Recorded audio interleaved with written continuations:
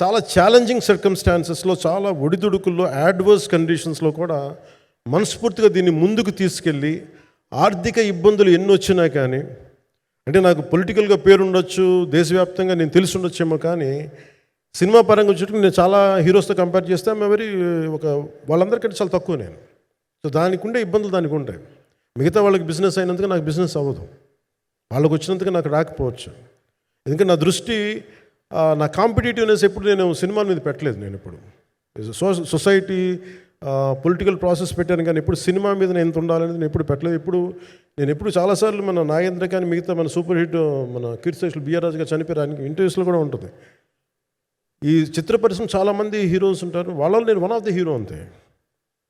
నాది ఒక సంవత్సరంలో ఒక ఫ్రైడే, ఒక థర్స్డే రిలీజ్ అవుతుంది అంతే, అంతకుమించి తప్ప ఇది అందరి పరిశ్రమ, అందరూ రావాలి అలాంటిది నేను కోరుకునేవాడిని. నేను చాలా ఛాలెంజింగ్ సర్కమ్స్టాన్సెస్లో, చాలా ఒడిదుడుకుల్లో, యాడ్వర్స్ కండిషన్స్లో కూడా మనస్ఫూర్తిగా దీన్ని ముందుకు తీసుకెళ్ళి ఆర్థిక ఇబ్బందులు ఎన్ని వచ్చినా కానీ, అంటే నాకు పొలిటికల్గా పేరుండొచ్చు, దేశవ్యాప్తంగా నేను తెలిసి ఉండొచ్చేమో, కానీ సినిమా పరంగా వచ్చేటప్పుడు నేను చాలా హీరోస్తో కంపేర్ చేస్తే వెరీ వాళ్ళందరికంటే చాలా తక్కువ నేను.